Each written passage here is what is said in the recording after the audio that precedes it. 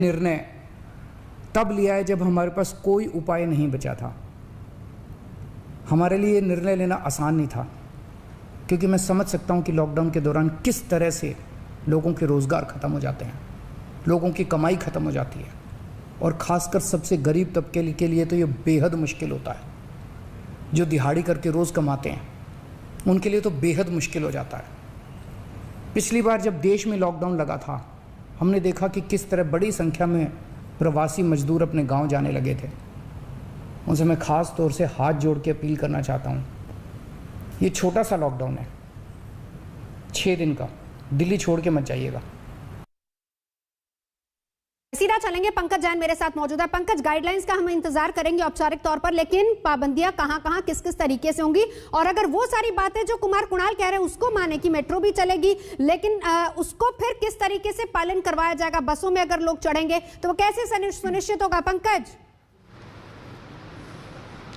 नवजोत, एक ताज़ा अपडेट आ रहा है, आदेश जारी हो गए हैं। अभी अभी मुख्यमंत्री अरविंद केजरीवाल ने जिस लॉकडाउन का ऐलान किया है उसके आदेश जारी हो गए हैं। हमारे हाथ में वो आदेश की कॉपी है, और मैं आपको बता दूं कि जैसा कि अरविंद केजरीवाल ने कहा कि जितने भी भारत सरकार के दफ्तर होंगे और इनके अधिकारी होंगे वो वैलिड आईडी कार्ड के आधार पर उन्हें आने जाने की अनुमति होगी। और इसके अलावा आपको हम बता दें कि जब ये लॉकडाउन लगेगा तो किन लोगों को सड़क पर निकलने की अनुमति होगी और किन लोगों को नहीं होगी। तो यहाँ पर काफ़ी अहम जानकारी जो कि आदेश के रूप में अब सामने आ चुकी है।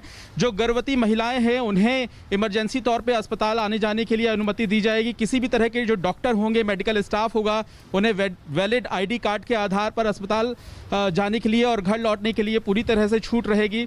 और साथ ही साथ आपको हम यहाँ पर बता दें कि वो तमाम लोग जो कि हवाई यात्रा करके, रेल यात्रा करके या फिर बस यात्रा करके दिल्ली में प्रवेश कर रहे हैं या फिर दिल्ली से बाहर जा रहे हैं, टैक्सी का इस्तेमाल कर रहे हैं, उन्हें खासतौर से यहाँ पर छूट दी जाएगी। तो यहाँ पर एक लंबी लिस्ट आदेश के तौर पर अब जारी हो चुकी है। और आपको हम साथ ही साथ ये भी बता दें कि जो मेट्रो है उस मेट्रो में एक कोच में 50% कैपेसिटी के साथ ट्रैवल करने की अनुमति होगी। और जो पब्लिक बसेस होंगी, यानी कि पब्लिक बस जितनी भी डीटीसी बस होंगी उसमें जितनी सीटें हैं उसमें भी 50% लोगों को सफ़र करने की अनुमति फिलहाल दी जा रही है। लेकिन इसके अलावा आपको हम ये भी बता दें कि शादी का जिक्र अरविंद केजरीवाल ने किया है। यहाँ पर 50 लोगों को ही अनुमति होगी। इसके लिए अलग से जो ई पास बनाया जाता है, वेबसाइट में एक अलग से ऑप्शन आपको मिलेगा जहाँ पर आप ई पास के लिए अप्लाई कर सकते हैं। और साथ ही आपको बता दें कि किसी भी तरह के सामाजिक राजनीतिक कार्यक्रम को करने की अनुमति नहीं रहेगी। ये आदेश अब सामने आ चुका है। और साथ ही साथ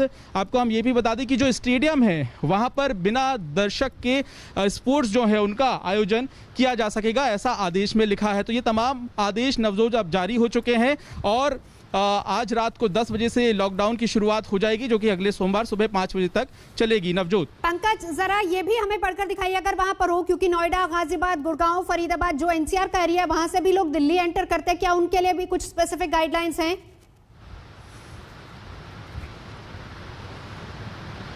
देखिए, बिल्कुल यहाँ जितने भी जिले हैं अलग अलग, उनको संपर्क करने के लिए कहा गया है। उन तमाम बॉर्डर एरिया